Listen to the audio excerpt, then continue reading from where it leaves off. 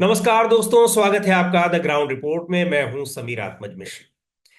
बिहार की राजधानी पटना में कल देर शाम पिछले कई दिनों से आंदोलन कर रहे छात्रों के ऊपर पुलिस ने डंडे बरसाए, आंदोलन स्थल से उन्हें भगाया, उनके ऊपर पानी की बौछारें की। इस ठंड में उनके ऊपर पानी की बौछारें की, वहां से उनको हटाने की कोशिश की गई। हालांकि धरना स्थल पर कुछ छात्र अभी भी डटे हुए हैं। उनकी मांग है कि बीपीएससी की जो परीक्षा पिछले दिनों हुई है उसमें धांधली हुई है, पेपर लीक हुआ है और कई तरह के उस पर आरोप लग रहे हैं। छात्रों की मांग है कि ये परीक्षा दोबारा कराई जाए, क्योंकि परीक्षा में पारदर्शिता नहीं है। बहुत सारे उस पर आरोप लग रहे हैं।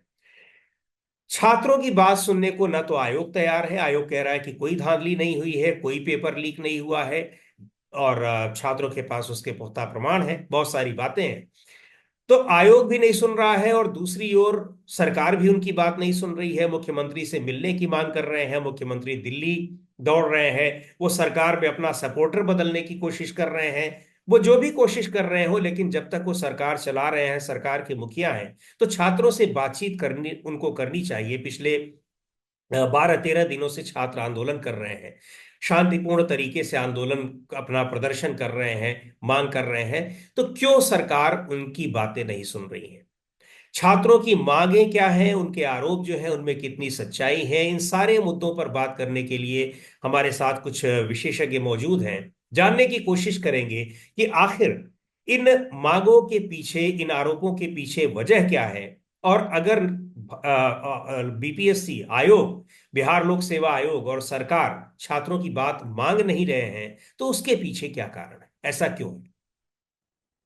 इस बिहार लोक सेवा आयोग में जो छात्रों का आंदोलन चल रहा है, जिस तरह से छात्रों को वहां से भगाया गया, क्या उनकी मांगे हैं और उन मांगों को स्वीकार करने में आयोग को दिक्कत क्या हो रही है? इन सब मुद्दों पर चर्चा के लिए हमारे पास साथ एक मौजूद है बेहतरीन पैनल। उसमें डॉक्टर अखिलेश कुमार जुड़े हुए हैं। डॉक्टर अखिलेश कुमार खुद सिविल सर्वेंट रहे हैं। बिहार में वो डिप्टी एसपी रहे कई साल तक। उसके बाद उन्होंने वहां से रिजाइन देकर अभी पटना साइंस कॉलेज में वो जूलॉजी के प्रोफेसर हैं। रोशन प्रकाश जी हमारे साथ हैं। रोशन प्रकाश जी पटना हाई कोर्ट में वकील हैं और प्रतियोगी छात्रों की कोचिंग से भी जुड़े हुए हैं। कुमार सर्वेश जी हैं। आप भी प्रतियोगी छात्रों का मार्गदर्शन लंबे समय से कर रहे हैं और हमारे कार्यक्रमों में भी कई बार साथ जुड़ते हैं। अच्छे राजनीतिक चिंतक हैं, सामाजिक चिंतक हैं, इन विषयों पर अच्छी पकड़ रखते हैं और उनमें काफी सक्रिय भी रहते हैं राजनीतिक और सामाजिक गतिविधियों में। डॉक्टर अखिलेश कुमार, सबसे पहले आप ही से जानना चाहूंगा कि ये जो छात्रों की मांग है, छात्रों के आरोप हैं, वो उनमें कितनी सच्चाई है, कितना दमखम है? और अगर वो सही है तो फिर आयोग को उनके उनकी जो मांगे हैं उन पर पुनर्विचार करने पर, री एग्जाम की बात हो रही है, उसमें उसको क्या दिक्कतें आ रही है? ये ये कहीं ईगो का टकराव है या फिर ये व्यवस्था की दिक्कत है? इसको किस तरह से आप ले रहे हैं, कैसे देख रहे हैं? Thank you. आपको और दर्शकों को नमस्कार मेरा। सबसे पहले तो मैं क्रमवार कुछ बिंदुओं को रखना चाहूंगा, क्योंकि जो दर्शक सुनेंगे तो उनको सारी बातें जानकारी होनी चाहिए। ठीक। क्योंकि अभी छात्रों का अपना एक पक्ष है और आयोग का अपना पक्ष है, सरकार का अपना पक्ष है। तो सच्चाई सबके सामने आनी चाहिए। मैं मतलब शुरू से क्रोनोलॉजिकली कुछ बातों को जल्दी जल्दी बता देना चाहता हूँ। जी। सबसे पहली बात, जब आयोग के चेयरमैन, वर्तमान चेयरमैन ने पदभार संभाला अपना, तो वो प्रेस ब्रीफ करते हैं और उनका पब्लिक डोमेन में है। वो बोलते हैं कि जो सेक्शन 9 का पेपर आया उसी आधार पे हम कंटिन्यू करेंगे और ज्यादा टफ पेपर आएंगे, और हम्म। जो माना जाता है कि यूपीएससी पैटर्न की तरफ शिफ्ट करेगा। लेकिन जो पेपर आया बिल्कुल उल्टा उसका, जो यूपीएससी पैटर्न से बिल्कुल इतर, जो बहुत साल पहले कभी एकदम हार्डकोर इंफॉर्मेटिव पेपर आते थे वैसा पेपर आ गया। उसका जो भाषाई लेवल है वह भी बहुत दोयम दर्जे का है। जो मतलब टेक्स्ट बुक से नहीं, बल्कि जो बाजार में बाजारू गाइड होते हैं, वन लाइनर हम्म। गाइड होता है, उनसे मैच करता है वो। तो वो भी एक मतलब बड़ा कंसर्न इशू है हम लोग जैसे लोगों के लिए। जी। क्योंकि हम जब एक बड़ा अधिकारी चुनने जाते हैं तो हमको प्रश्न पेपर का स्तर भी वैसा रखना चाहिए।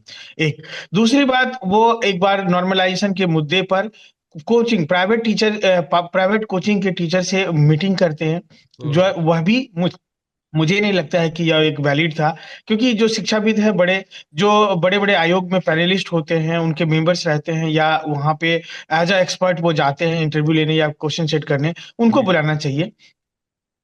वो एक जेन्युइन चीज है, क्योंकि कोचिंग का टीचर, और बहुत ऐसे टीचर को बुलाया गया है जिनका कमीशन से कोई दूर दूर तक का वास्ता नहीं रहा है भविष्य में, अपने हम्म। करियर लाइफ में भी, हम्म। मतलब इसको बोलने में मुझे कोई गुरेज नहीं है।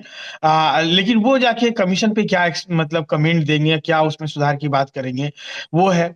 उसके बाद उन्होंने बोला कि मैं छात्रों का मीटिंग करेंगे, वो अभी मीटिंग नहीं हुआ। हम्म। इसके बाद जब नॉर्मलाइजेशन को लेकर के बीच में हवा उड़ी, तो फिर उन्होंने उसका खंडन किया, आंदोलन हुआ। जी। आंदोलन के बाद वहां पे वो नॉर्मलाइजेशन नॉर्मलाइजेशन को बैक ट्रैक करते हैं, तो वो भी मतलब एक बात है। अब आप जब जो जो मेन प्रॉब्लम अभी जहाँ छात्र आंदोलनरत हैं, वो ये है कि बापू सभागार है यहाँ पे, बापू परीक्षा परिसर, जी। सभागार नहीं सॉरी, हम्म। बापू परीक्षा परिसर है, बिहार का सबसे बड़ा परीक्षा परिसर बना है, और वो भारत का सबसे बड़ा कह सकते हैं। एक साथ 20,000 बच्चे वहाँ एग्जाम लिख सकते हैं। तो वहां पे परीक्षा का सेंटर आयोजित हुआ लगभग, जिसमें 18,000 बच्चों का हम्म। सेंटर अलॉट हुआ था। उसमें 10-12 हजार बच्चे पहुंचे, और वहां किसकी त्रुटि हुई नहीं हुई, क्वेश्चन पेपर कम गए। तो क्वेश्चन पेपर वहां कम पहुंचने से बच्चों को समय पे क्वेश्चन नहीं मिला, कुछ लोगों को मिला, कुछ लोगों को नहीं मिला। धीरे धीरे वो मतलब 12 बज गए, 12:30, साढ़े मतलब 12 बजे से परीक्षा शुरू होना था, और वो आक्रोशित हुए छात्र। और आक्रोशित होने के बाद उसमें से जो कुछ बच्चे पेपर लेके बाहर निकल गए, परीक्षा वहां पे डिस्टर्ब हुआ, और परीक्षा कैंसिल हो गया। फिर मतलब आयोग उस सेंटर को कैंसिल करती है, और वो वो अपने प्रेस ब्रीफ में चेयरमैन साहब कहते हैं कि हम नॉर्मलाइजेशन लागू नहीं करेंगे। अब हम्म। सबसे बड़ा मुद्दा ये है कि जब दो अलग अलग तिथियों में परीक्षा होगी, जी। दो अलग अलग स्तर के प्रश्न पत्र आएंगे, और वो नॉर्मलाइजेशन भी नहीं करेंगे, तो आखिर किस आधार पे रिजल्ट वो देंगे? इसका बिल्कुल। कोई सेट फॉर्मूला उनके पास नहीं है, इनका कोई स्पष्ट जवाब भी नहीं है। जी। ये एक बात है। छात्र उसी मांग को लेकर मतलब जैसे, अब छात्रों का ये कहना है कि 12 बजे, 12:30 और 1 बजे के आसपास, एग्जैक्ट टाइमिंग मुझे नहीं पता, हम्म। लेकिन 1 बजे मतलब इन बिटवीन, परीक्षा खत्म होने के शुरू होने और खत्म होने के बीच में ही, इन बिटवीन बच्चे पेपर लेके सड़क पे आ गए।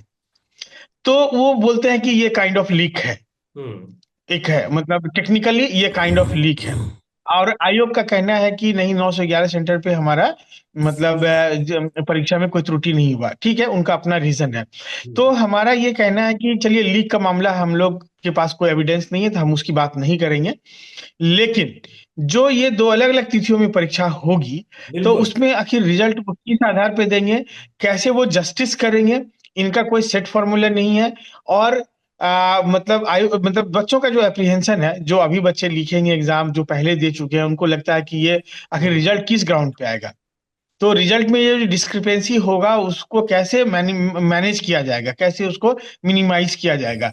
तो उसके लिए क्या उनके पास फॉर्मूला है, उनका कोई स्पष्ट जवाब नहीं है। अब जी। है कि ये मामला जब इतना बढ़ चढ़ गया है, हम्म। तो मुझे लगता है कि आयोग के प्रति छात्रों का ट्रस्ट होना, आम आदमी का ट्रस्ट होना, अभिभावक का ट्रस्ट होना ज्यादा जरूरी है। और इस मामले को बहुत सेंसिटिविटी के साथ डील करना चाहिए था, सरकार को भी और आयोग को भी। जी। जहां कहीं वो मिसिंग रहा। आपने बिल्कुल। कहा कि वो ईगो का मामला है क्या? हम्म। तो मुझे लगता है कि यहाँ पे जरूर थोड़ा सा मतलब आयोग भी ईगो में है, या मतलब सरकार की तरफ से कोई वैसा पहल नहीं हो रहा है, बच्चे सत्याग्रह कर रहे हैं। जी। उन्होंने एक बेहतरीन शब्द चयन किया है, शिक्षा सत्याग्रह। हम्म। वो कोई न्यूसेंस क्रिएट नहीं कर रहे थे। आज की बात को अगर हम लोग हटा दें, आज का हमको वीडियो फुटेज नहीं मेरे पास, जी। लेकिन इतना पता है कि मतलब गांधी मैदान में आए, और हम्म। वो मैं वहां हूँ भी नहीं। तो एग्जैक्ट क्या हुआ वो जानकारी नहीं है, उसका कोई वीडियो सामने हम लोगों के पास अभी नहीं आ रहा है। सोशल हम्म। मीडिया में भी केवल मतलब उसका फ्लैश में आ रहा है कि वाटर कैनन चल रहा है, बच्चे भाग रहे हैं इधर उधर, जो ये है। जी। लेकिन एक एग्जैक्ट चीज। क्या हुआ, बिल- उसका डिटेल जानकारी हमको नहीं है। जी। लेकिन हम्म। अगर इसको सेंसिटिविटी के साथ हम डील करते, तो ये कोई ऐसा मामला नहीं था जिसमें बात नहीं की जाती। नहीं की जा बच्चों को सकती थी, मतलब अगर बिल्कुल। बच्चों का, हाँ, विश्वास में लिया जा बच्चों, सकता था उनको। और हाँ, अगर आप बच्चों, हाँ, आयोग बार बार ये कह रहा है कि बिल्कुल कोई दिक्कत नहीं हुई है, री एग्जाम नहीं कराएंगे और कोई पेपर लीक नहीं हुआ है, आप ये भरोसा नहीं दिला पा रहे हैं। और दूसरी ओर कुमार सर्वेश जी, हम कई बयान ये सुन रहे हैं कि जो डिप्टी चीफ मिनिस्टर हैं उनके बयान आ रहे हैं कि आरजेडी के लोगों ने पेपर लीक कराया है। तो ऐसा है, ये विरोधाभासी बयान अलग अलग जगहों से जिम्मेदार लोगों की तरफ से आ रहे हैं, और जैसा जो पूरा घटनाक्रम डॉक्टर अखिलेश कुमार बता रहे हैं और हम लोगों के संज्ञान में भी है कि पेपर लीक उसको माना ही जाएगा। 10 मिनट 20 मिनट पहले किसी को अगर पेपर मिल जा रहा है, दूसरे को उतनी देर बाद पेपर मिल रहा है, और वो पेपर छपकर या उसको फोटो कॉपी कराकर बाहर आ जा रहा है, तो लीक तो इसी को कहते हैं ना।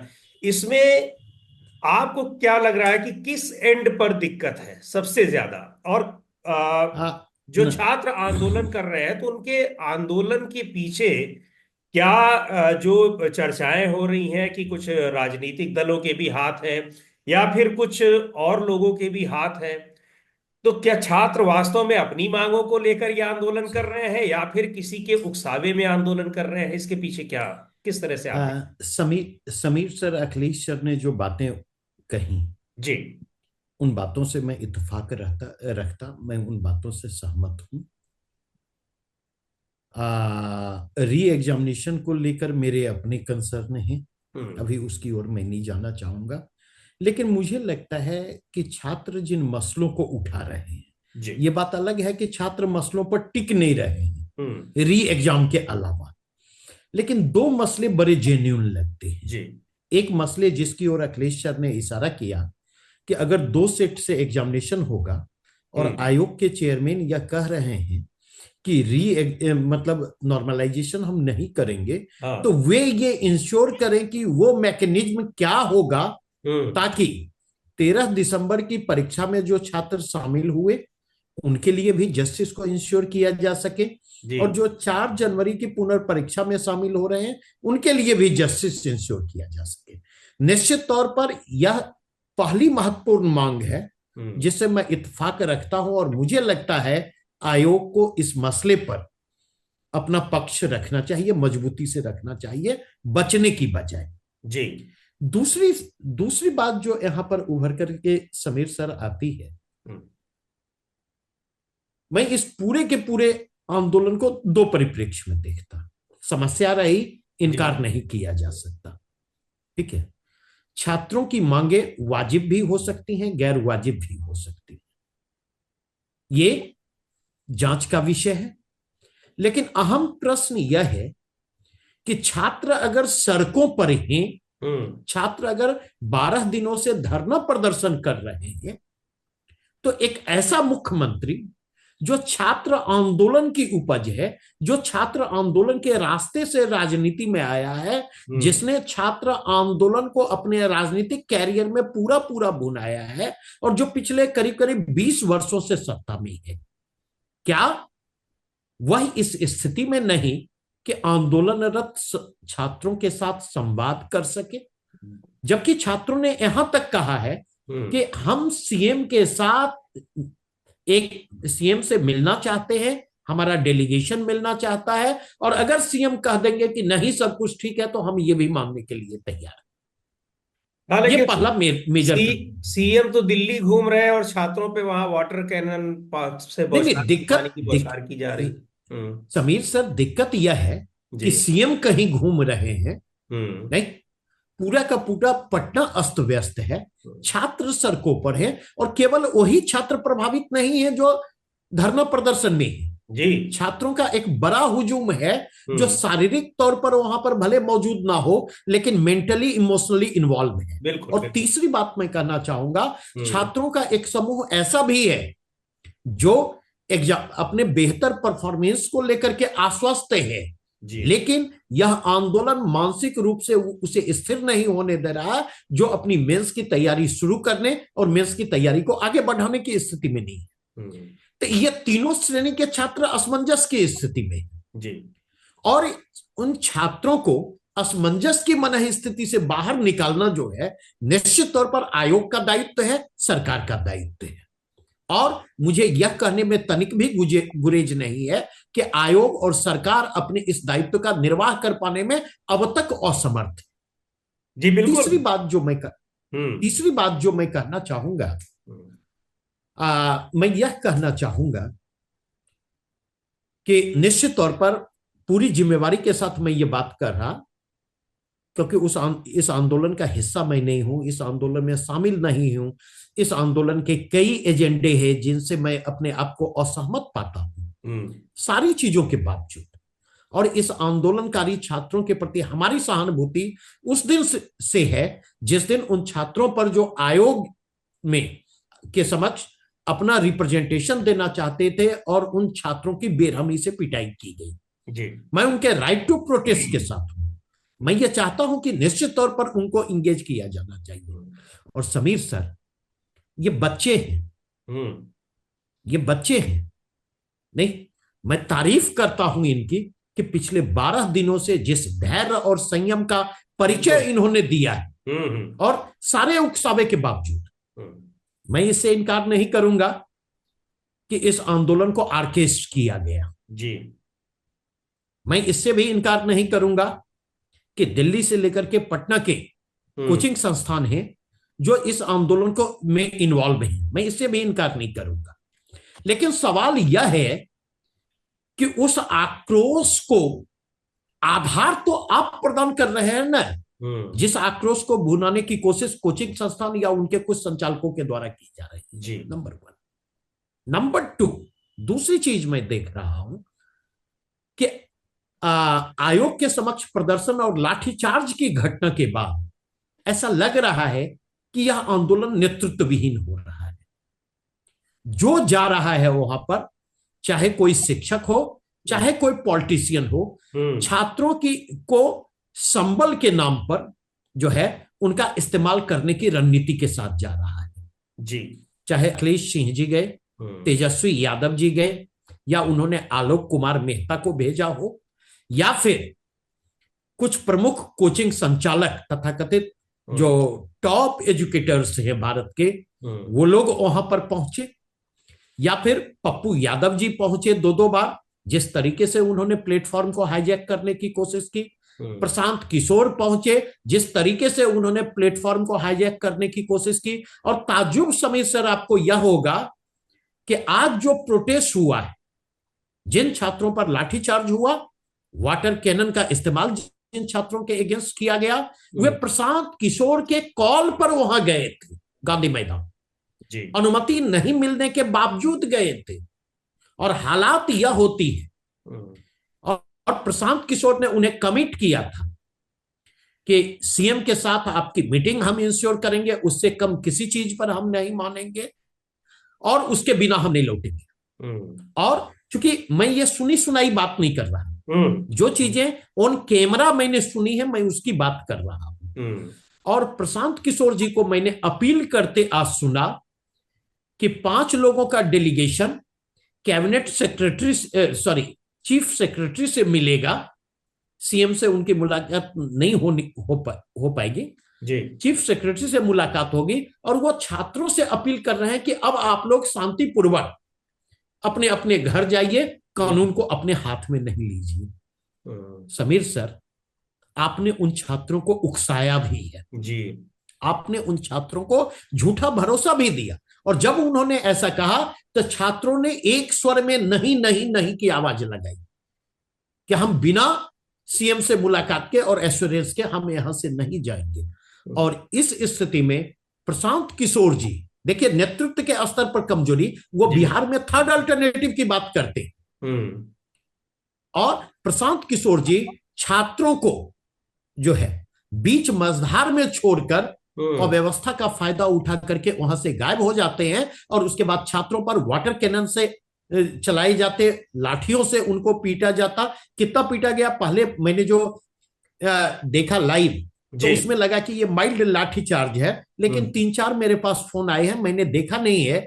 आज तक के रेफरेंस से बतलाया कि आज तक ने लाइव रिकॉर्डिंग की है और छात्रों को बेरहमी से पीटा गया है।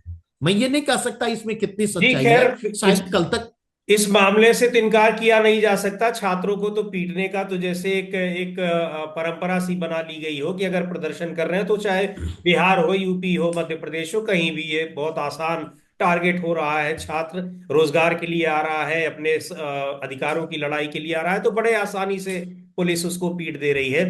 रोशन प्रकाश जी, इन स्थितियों में छात्रों के पास क्या रास्ता है? वो अपने आप को, अपनी मांग को लेकर अपने अधिकारों को लेकर वो प्रदर्शन कर रहे हैं, और बिल्कुल शांतिपूर्ण प्रदर्शन हम लोग भी लगातार देख रहे हैं। सर्वे जी बता ही रहे हैं, आप लोग वहां खुद ही मौजूद हैं। इसमें अब उनके पास क्या रास्ता है? सरकार सुनेगी नहीं, आयोग भ्रष्टाचार करेगा। आरोप लग रहे हैं तो आरोप ऐसे बिना किसी आधार के तो लग नहीं रहे हैं। और जब वो किसी से अपनी बात कहने जाएंगे तो कोई सुनेगा नहीं। शांतिपूर्ण तरीके से, लोकतांत्रिक तरीके से बैठकर धरना देंगे, प्रदर्शन करेंगे, तो फिर उनको हटाने की इस तरह की कोशिश की जाएगी।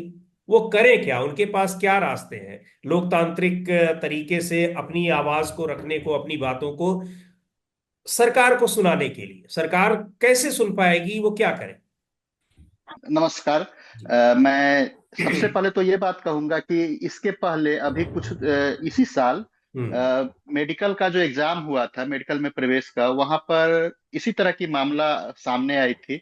और हम्म। छात्रों ने जब जुडिशियरी का रास्ता अपनाया था, जुडिशियरी को अप्रोच किया था, हम्म। और सर्वोच्च न्यायालय का अगर आपने उस फैसले को देखा होगा तो पूरे फैसले के दौरान हमारे जो चीफ जस्टिस थे उन सभी ने कहा कि अनियमितताएं तो हुई है, गलतियां तो हुई हैं, लेकिन परीक्षा को कैंसिल नहीं किया गया। हम्म।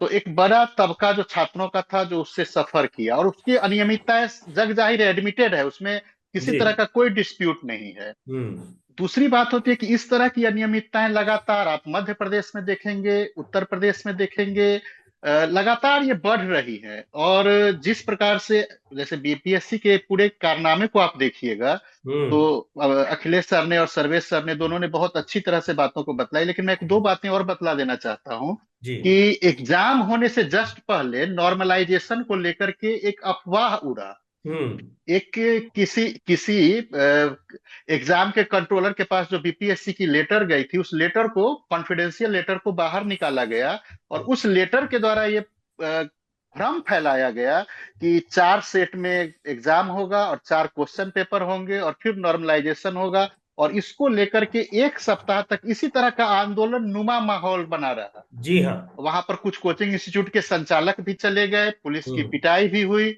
और उस 1 सप्ताह में अभी जिस प्रकार से बच्चे असमंजस की स्थिति में है, उसी तरह से असमंजस की स्थिति में उस समय भी रहे। और उनका 1 सप्ताह, महत्वपूर्ण 1 सप्ताह जो एग्जाम के जस्ट पहले का समय था, वो बर्बाद हुआ। इसकी जिम्मेदारी कौन लेगा? तो बिल्कुल। कहने का मतलब यह है कि छात्रों को हम्म। बरगलाने का भी काम चल रहा है, और बरगलाने में उसके, इसमें जो और भी इंटरेस्ट, जो जिनका जिनका हित इससे जुड़ा हुआ है, वो सभी लोग इसमें शामिल हैं। तो पहले तो छात्रों, चूंकि ग्रेजुएट हैं, कमीशन की तैयारी कर रहे हैं, तो उनका तो अपना सोचने का, समझने का एक लेवल होगा। तो पहले तो उस लेवल से उनको सोचना चाहिए कि हम आगे ऑफिसर बनने जा रहे हैं, तो हमारा ऑब्जर्वेशन का जो पावर है, हमारी जो हम्म। क्षमता है, वो हमारी क्या है कि हम किस प्रकार की बातों में, किस प्रकार के अफवाहों में चले जाते हैं। जी। दूसरा, अगर आप इस पूरे आंदोलन को देखिएगा, तो मैं शुरू से ही देख रहा हूं, हम्म। दिन प्रतिदिन आंदोलन का जो मुद्दा था, आंदोलन का जो विषय था, वो बदलता रह गया। हम्म। अफवाह लगातार उड़ते रहे। कभी एक तो वैलिड मुद्दा था, जो जिसकी अभी अभी चर्चा हुई, बापू सेंटर पर जो भी कुछ चलिए। काम हुआ उसके बारे में। लेकिन इसके साथ साथ आप देखिएगा, तो पहले हंगामा हुआ कि, मतलब बातें की गई उसी मंच से। हम्म। माननीय सांसद एक पप्पू यादव जी वहां गए थे, उनके द्वारा ये बातें की गई, और भी लोगों के द्वारा ये बातें की गई कि हम्म। क्वेश्चन पेपर जो है वो किसी एक इंस्टीट्यूट से आया है। जी हाँ। फिर आगे चल करके उसी इंस्टीट्यूट के संचालक को छात्रों ने वहां पर बुला लिया, वो वहां चले गए छात्रों हम्म। को संबोधित करने के लिए, और बड़े ही जोर शोर से उन्होंने री एग्जाम का नारा भी लगाया। और हम्म। फिर छात्रों ने उसी मंच से, उसी जगह पर जहां पर उनके खिलाफ बातें कही गई थी, वहीं पर वो मौजूद भी हुए, और फिर वहां से वो निकल गए। और आज अभी अभी आप देखेंगे तो उसी इंस्टीट्यूट के द्वारा अपने यहाँ एक टेस्ट का भी आयोजन किया गया, ताकि बच्चे हमारे जो इंस्टीट्यूट के, वो वहां तक नहीं पहुंचे। तो इस तरह के, मैं कह रहा हूं ये कि छात्रों को बहुत सारे इंटरेस्टेड ग्रुप हैं, जो हम्म। ग्रुप अपनी अपनी हितों को साधने के लिए इसका इस्तेमाल कर रहे थे। छात्रों की जो जायज मांग थी, वो जायज मांग क्वेश्चन लीक को लेकर के है, वो सही में वो जायज मांग है। तो हम्म। एक अप्रोच उनके पास है कि वो जुडिशियरी का सहारा ले सकते हैं। जी। इस जगह पर जुडिशियरी उनको मदद पहुंचा सकती है। दूसरा है कि इस आंदोलन को फिर कंटिन्यू किया जाए। हम्म। आज तो वहां से हटा दिया गया है, लाठीचार्ज हुई है, पुलिस की पिटाई हुई है, और वाटर कैनन वगैरह का इस्तेमाल करके। लेकिन मुझे अभी तक तो सूचना मिली है कि कुछ छात्र अभी भी गर्दनी बाग का जो प्रारंभिक धरना स्थल था वहां पर मौजूद हैं। हम्म। तो हो सकता है कि वो फिर उस आंदोलन को वहां से कंटिन्यू करे। जी लेकिन इस तरह का जो संवादहीनता का माहौल बनेगा, जी। ये हम्म। संवादहीनता आप देखेंगे पड़ोस के बांग्लादेश में हम्म। इसी तरह से एग्जाम को लेकर के ही छात्रों का आंदोलन शुरू हुआ। और वो आंदोलन धीरे धीरे धीरे इस तरह विस्तृत होता चला गया कि वहां पर सत्ता परिवर्तन की नौबत आ गई। सत्ता जी। परिवर्तन हो गई, नौबत क्या आ गई, हो गई। हम्म। तो आज आपको लगता है कि ये बहुत छोटा सा चीज है, लेकिन जैसे जैसे ये बड़े, क्योंकि वैकेंसी कमेगी, जो संभावनाएं अब आगे, जैसे इस बार करीब 2000 की वैकेंसी है, तो हम्म। निहायत बात है कि आगे वैकेंसी कमेगी लेकिन छात्रों की तादाद तो बढ़ेगी, क्योंकि 2000 का ही सिलेक्शन होगा, बाकी जो 4 लाख अपियर हो रहे थे हाँ, उसमें वो तो और एक पीछे ही लाख रहेंगे। ग्रेजुएट जुड़ जाएंगे। हम्म। वो जुट जाएंगे। तो जी। धीरे धीरे धीरे जो ये एटम बम तैयार हो रहा है, ये बिहार में ही नहीं, बिहार में, उत्तर प्रदेश में, ये मध्य प्रदेश, हर जगह ये एटम बम की तरह तैयार हो रहा है। और ये अगर जब फूटेगा तो ये पूरी व्यवस्था को चरमरा के रख देगा। जी बिल्कुल सही आप कह रहे हैं कि ये छात्रों की नाराजगी, चाहे वो रोजगार के मुद्दे पे, एक तो रोजगार मिल नहीं रहा है, आयोगों की वैकेंसीज आ भी रही हैं, तो उनमें जिस तरह की धांधली की लगातार शिकायतें, और सभी जगह से, ऐसा नहीं कि बिहार से ही, और भी राज्यों से जिस तरह से आ रही, तो निश्चित तौर पर एक बड़े पैमाने पर छात्रों की नाराजगी, रोष और उनके गुस्से की वजह बनती चली जा रही है। और ये कहीं से भी किसी भी सरकार के लिए, व्यवस्था के लिए ठीक नहीं है। सरकारों को सोचना चाहिए, और जो जिम्मेदार आयोग हैं, उनके चेयरमैन हैं, उनको सोचना चाहिए कि आखिर छात्रों के साथ संवाद क्यों न स्थापित करें।